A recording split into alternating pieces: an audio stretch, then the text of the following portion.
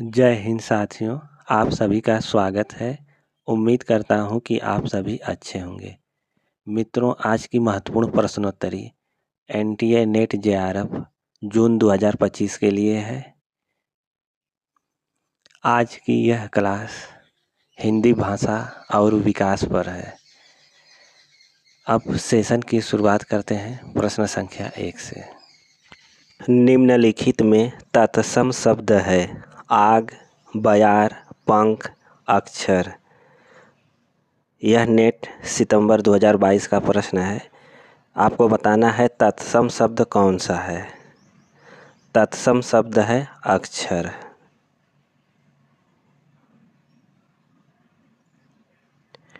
निम्नलिखित में से कौन आर्य भाषाओं में शामिल नहीं है? संस्कृत, अंग्रेजी, अरबी, फारसी। आप सभी बताइए कौन आर्य भाषाओं में शामिल नहीं है। इसका सही आंसर है अरबी।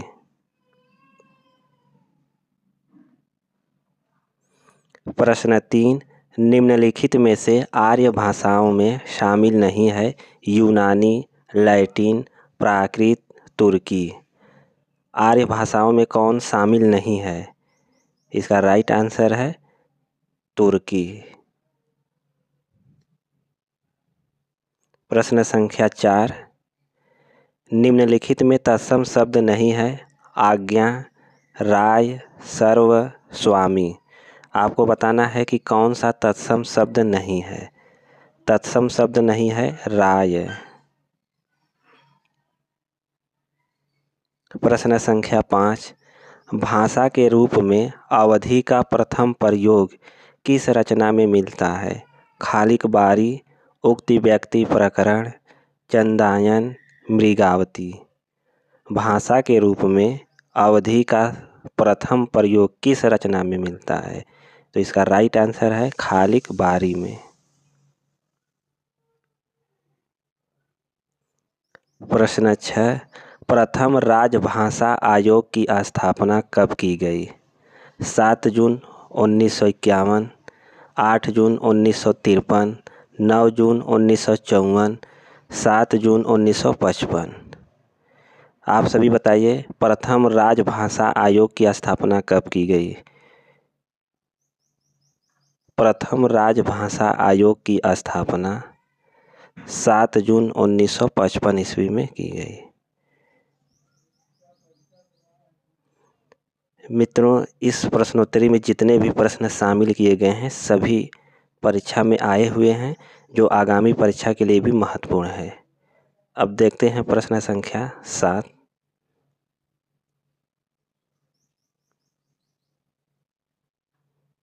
बघेली बोली किस अपभ्रंश से विकसित हुई?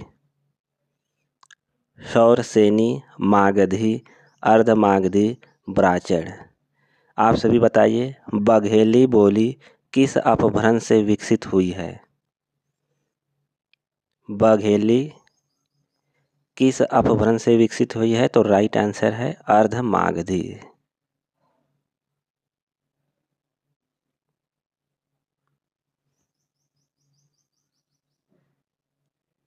प्रश्न 8, स्पर्श संघर्षी व्यंजन ध्वनि कौन सी है? आप सभी बताइए स्पर्श संघर्षी व्यंजन ध्वनि कौन सी है? इसका राइट आंसर है झ।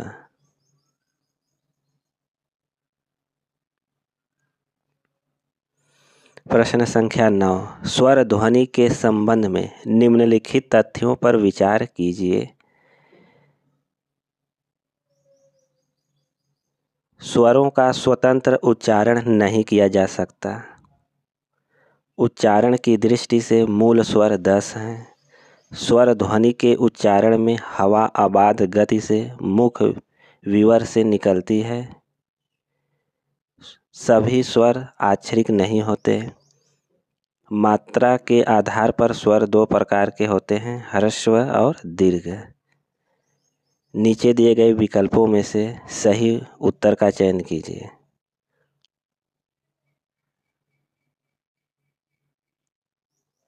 केवल 2 3 4, केवल 2 3 5, केवल 1 2 3, केवल 1 3 5। आप सभी बताइए कौन सा उत्तर सही होगा इसका।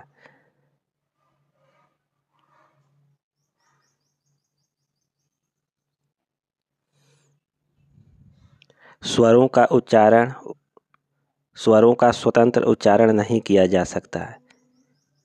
यह तथ्य क्या है? असंगत है। उच्चारण की दृष्टि से मूल स्वर 10 हैं। यह संगत है। स्वर ध्वनि के उच्चारण में हवा अबाध गति से मुख विवर से निकलती है। यह तथ्य सही है। सभी स्वर आक्षरिक नहीं होते। असत्य है। मात्रा के आधार पर स्वर 2 प्रकार के होते हैं, ह्रस्व और दीर्घ। यह सही है। तो राइट आंसर होगा केवल 2 3 और 5।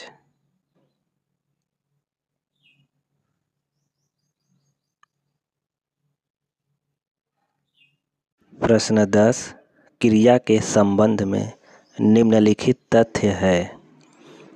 जिस क्रिया का फल कर्म पर नहीं कर्ता पर पड़ता है उसे सकर्मक क्रिया कहते हैं। क्रिया के संबंध में यह तथ्य गलत है।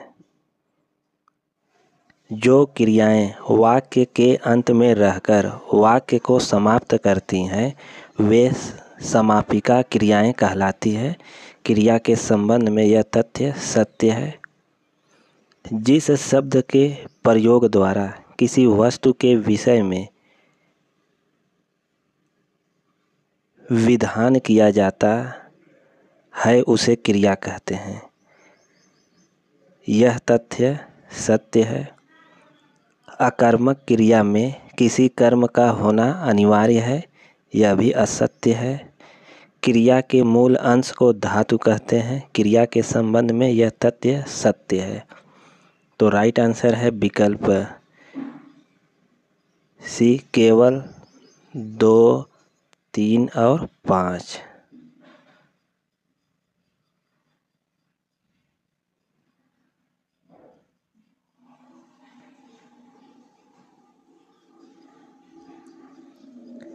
सूची 1 का सूची 2 से मिलान कीजिए। सूची 1 में समास, सूची 2 में उदाहरण दिया गया है। तत्पुरुष समास। तत्पुरुष समास का उदाहरण है शिवालय। द्वंद्व समास लव कुश। अव्ययी भाव समास यथामति। बहुव्रीहि समास चक्रपाणि। तो राइट आंसर है विकल्प डी।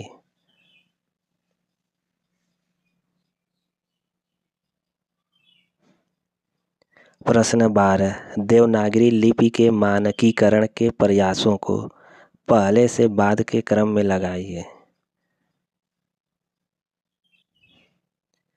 देवनागरी लिपि के मानकीकरण के प्रयासों को पहले से बाद के क्रम में लगाना है। सबसे पहले महादेव गोविंद रानाडे के सुझाव आए 1 नंबर पर।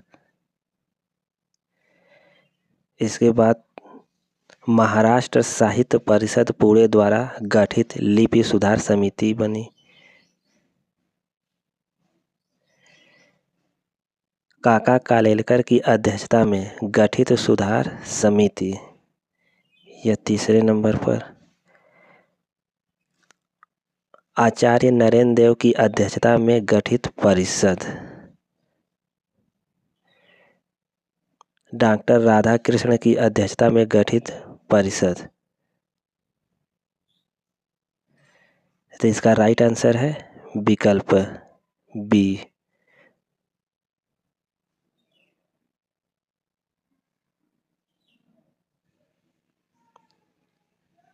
प्रश्न 13 नीचे 2 कथन दिए गए हैं। एक अभिकथन के रूप में लिखित है, दूसरा उसके कारण के रूप में। अभिकथन ए भौगोलिक परिवेश का भाषा के मानकीकरण की प्रक्रिया में महत्वपूर्ण योगदान रहता है। कारण भाषा मूलतः सामाजिक उत्पाद है सामाजिक परिवेश किसी भाषा के मानकीकरण की प्रक्रिया को गति प्रदान करने वाला सबसे सबल कारण है।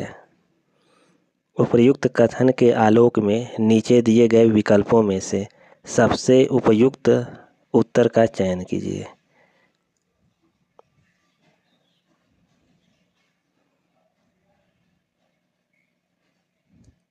ए और दो दोनों सही है और आर ए की सही व्याख्या है। ए और आर दोनों सही है लेकिन आर ए की सही व्याख्या नहीं है। ए सही है लेकिन आर सही नहीं है। ए सही नहीं है लेकिन आर सही है। आप सभी बताइए इसका सही आंसर क्या होगा।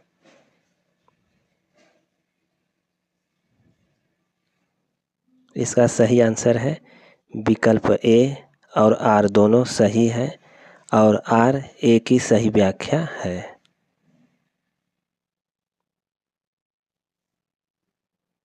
प्रश्न 14 नीचे दो कथन दिए गए हैं।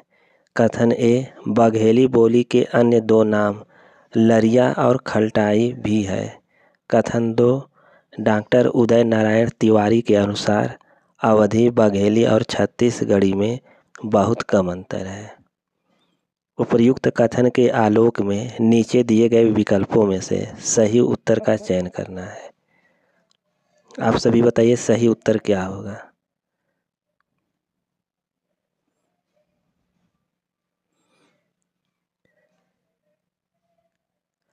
बघेली बोली के अन्य दो नाम लरिया और खलटाई भी है, यह कथन असत्य है। डॉक्टर उदय नारायण तिवारी के अनुसार अवधी बघेली और छत्तीसगढ़ी में बहुत कम अंतर, यह कथन सही है। तो राइट आंसर है विकल्प डी। कथन 1 सत्य है और कथन 2 असत्य है।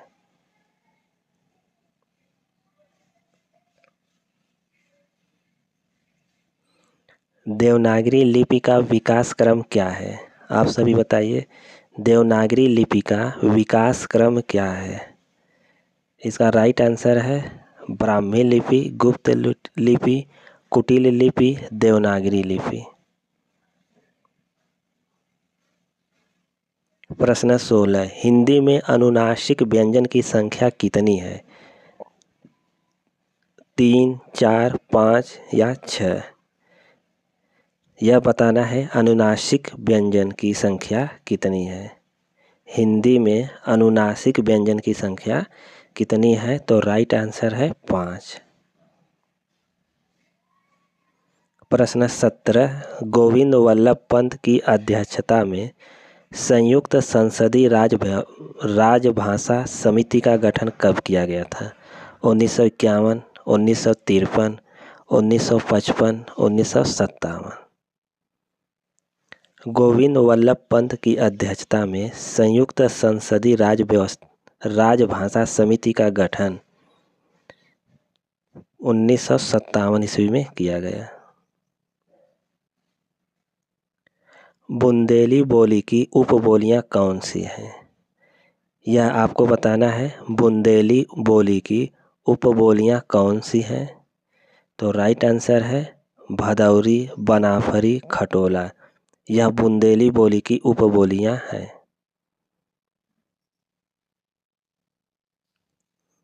देवनागरी लिपि के संबंध में निम्नलिखित तथ्य मिलते हैं। नागरी लिपि से नागरी नामकरण नहीं हुआ। यह देवनागरी लिपि के संबंध में तथ्य गलत है। देवनागरी की वर्णमाला का वर्णक्रम वैज्ञानिक है, यह सही है। नगरों में प्रचलित होने से देवनागरी नाम पड़ा, यह कथन सत्य है। गुजरात के नागर ब्राह्मणों के नाम पर नागरी नाम पड़ा, यह भी सत्य है। देवनागरी लिपि आक्षरिक नहीं है, यह कथन देवनागरी लिपि के संबंध में असत्य है। तो राइट आंसर है केवल 2, 3 और 4।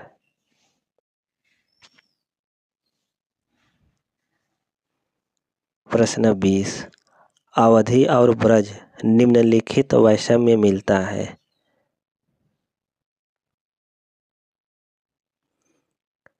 अवधि का संबंध पूर्वी हिंदी से है, जबकि ब्रज का संबंध पश्चिमी हिंदी से है। यह प्रश्न के अनुसार सत्य है। अवधि में ए औ स्वर का उच्चारण ऐ औ के रूप में होता है, किंतु ब्रज में ये स्वर अए औ के रूप में उच्चरित होते हैं। यह कथन प्रश्न के अनुसार सत्य है। ध्वनि के स्तर पर अवधि आकारांत है, जबकि ब्रज उकारांत है। यह प्रश्न के अनुसार असत्य है। अवधि में क्षतिपूरक दीर्घीकरण की प्रवृत्ति अधिक है, ब्रज में कम। यह भी असत्य है। अवधि में पुल्लिंग संज्ञा शब्दों में वा उपसर्ग जुड़ने की प्रवृत्ति मिलती है, जबकि ब्रज में प्रायः ऐसा नहीं होता है। यह सत्य है। तो राइट आंसर है 1, 2 और 5।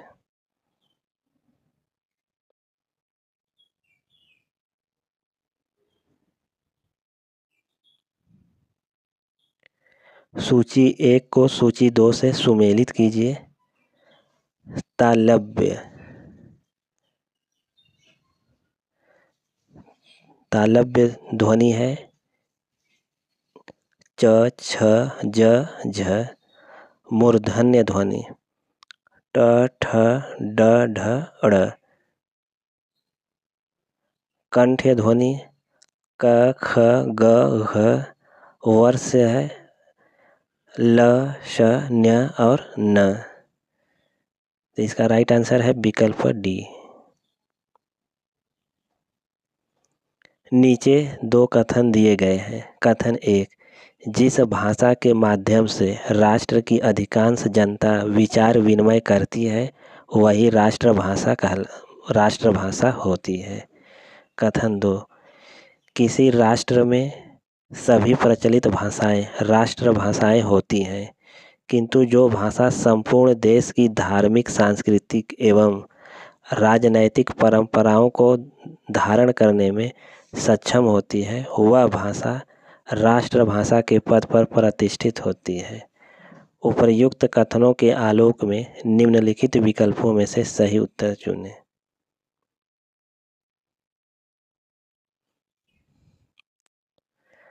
जिस भाषा के माध्यम से राष्ट्र की अधिकांश जनता विचार विनिमय करती है, वही राष्ट्रभाषा कहलाती है। यह कथन सत्य है।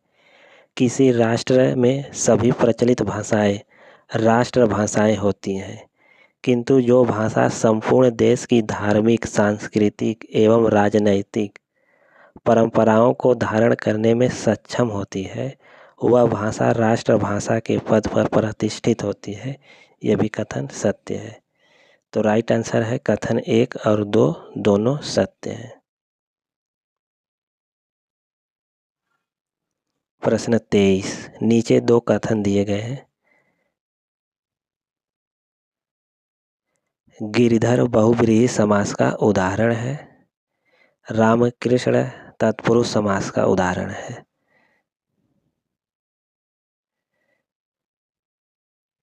गिरिधर में कौन सा समास है? बहुव्रीहि समास। तो यह कथन सत्य है। रामकृष्ण तत्पुरुष समास का उदाहरण यह असत्य है। तो राइट आंसर है कथन 1 सत्य है, लेकिन कथन 2 असत्य है।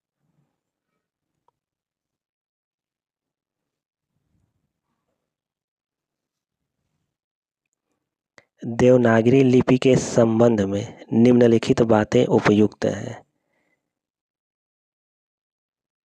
जैसे बोला जाता है देवनागरी में वैसा लिखा जाता है। यह देवनागरी लिपि के संबंध में सत्य है। वह लिपि चिन्ह से अनेक ध्वनियों को व्यक्त करने की क्षमता है। एक लिपि चिन्ह से अनेक ध्वनियों को व्यक्त करने की क्षमता है। यह कथन असत्य है। संविधान में देवनागरी लिपि में लिखित हिंदी को राजभाषा माना गया है। यह कथन सत्य है। देवनागरी लिपि में पंजाबी और उड़िया भाषा लिखी जाती है। यह कथन असत्य है। ध्वनि और संकेत में निश्चितता है। यह कथन सत्य है। तो राइट आंसर है विकल्प 1, 3 और 4। तो सही आंसर क्या होगा? 1, 3 और 5।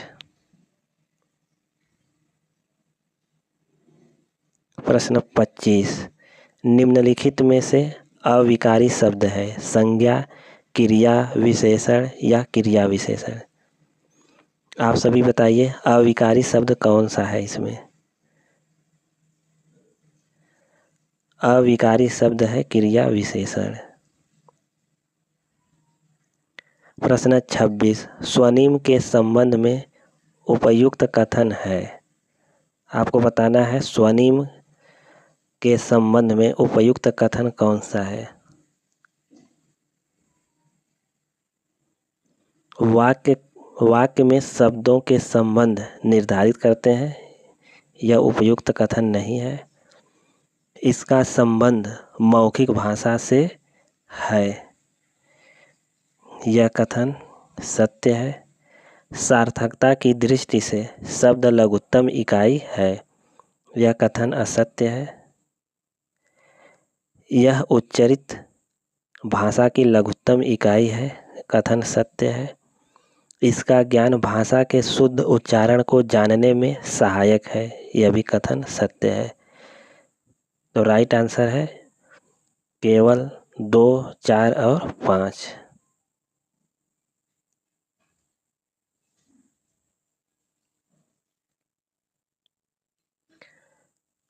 आकारांत एक वचन पुल्लिंग संज्ञाओं के विकृत रूप का प्रत्यय क्या है? आप सभी बताइए आकारांत एक वचन पुल्लिंग संज्ञाओं के विकृत रूप का प्रत्यय क्या है? इसका राइट आंसर है ए। प्रश्न 28, मालवी केंद्र है? जयपुर, इंदौर, जोधपुर, जबलपुर। मालवी किसका केंद्र है? मालवी केंद्र है मालवी इंदौर केंद्र है। मालवी इंदौर है।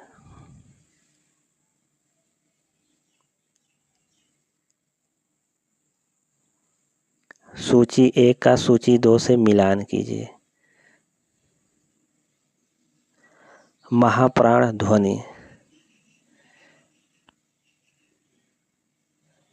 महाप्राण ध्वनि है ख।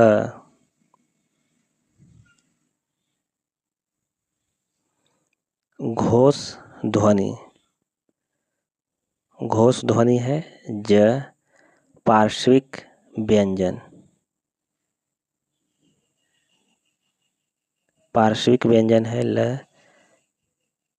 लोड़ित व्यंजन है र। तो राइट आंसर है विकल्प सी। निम्नलिखित में से अर्ध संवृत स्वर है? आप सभी बताइए कौन सा अर्ध संवृत स्वर है? अर्ध संवृत स्वर है ए ओ।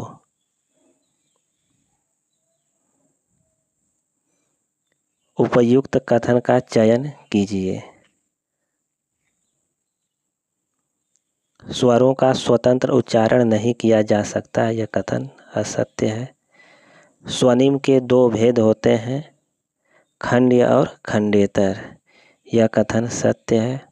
स्वरों का स्वतंत्र उच्चारण किया जा सकता है, यह कथन सत्य है। सर्वनाम में लिंग के कारण रूपांतर हो जाता है, यह असत्य कथन है।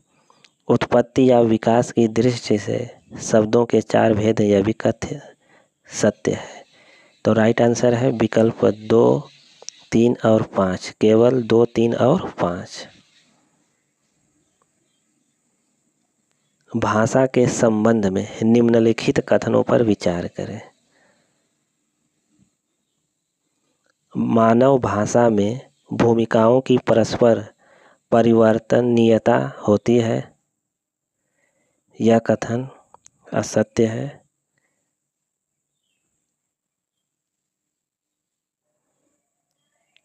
मानव भाषा में भूमिकाओं की परस्पर परिवर्तनीयता होती है, यह कथन सत्य है।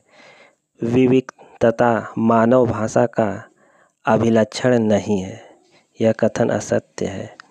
मानव भाषा यादृच्छिक होती है, यह कथन सत्य है। भाषा द्वैतता को अभिरचना की द्वैतता भी कहते हैं, सत्य है। स्थान और काल का अंतरण मानवेतर भाषा गुण है, यह कथन असत्य है। तो राइट आंसर है केवल 1, 3 और 4।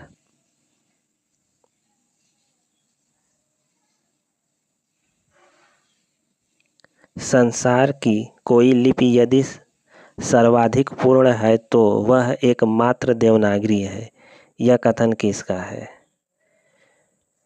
आप सभी बताइए। संसार की कोई लिपि यदि सर्वाधिक पूर्ण है तो वह एकमात्र देवनागरी है, यह कथन किसका है? यह कथन आइजक पिटमैन का है। सूची 1 का सूची 2 से मिलान कीजिए। सूची 1 में लेखक का नाम दिया गया है, सूची 2 में पुस्तक। किशोरी दास वाजपेयी, इनकी पुस्तक है हिंदी शब्दानुशासन। अंबिका प्रसाद वाजपेयी,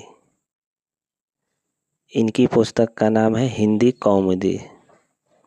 ठाकुर रामचरण सिंह, इनकी पुस्तक है भाषा प्रभाकर। विश्वेश्वर दत्त शर्मा, इनकी पुस्तक का नाम है भाषा तत्व प्रकाश। तो राइट आंसर होगा विकल्प सी।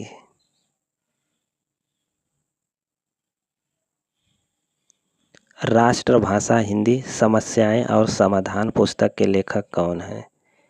कैलाश चंद भाटिया, देवेंद्रनाथ शर्मा, भोलानाथ तिवारी, सूरजभान सिंह। राष्ट्रभाषा हिंदी समस्याएं और समाधान पुस्तक के लेखक कौन है? तो राइट आंसर है देवेंद्रनाथ शर्मा।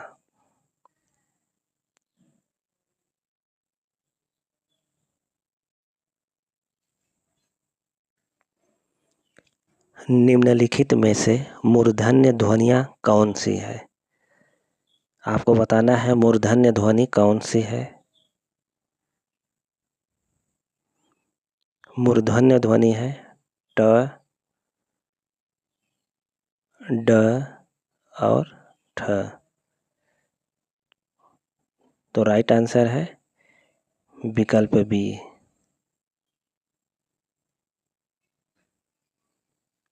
निम्नलिखित में से अर्धमागधी अपभ्रंश से किस बोली का संबंध है? अवधी, मगही, भोजपुरी, कन्नौजी। अर्धमागधी अपभ्रंश से किस बोली का संबंध है? तो राइट आंसर है अवधी। उत्तर प्रदेश सरकार द्वारा 31 जुलाई 1947 को गठित देवनागरी लिपि सुधार समिति के अध्यक्ष कौन थे? पंडित रामशंकर द्विवेदी, पंडित चंद्रशेखर शास्त्री, आचार्य नरेंद्र देव, डॉक्टर धीरेन्द्र वर्मा। आप सभी बताइए उत्तर प्रदेश सरकार द्वारा 31 जुलाई 1947 को गठित देवनागरी लिपि सुधार समिति के अध्यक्ष कौन थे? तो राइट आंसर है इसका आचार्य नरेंद्र देव।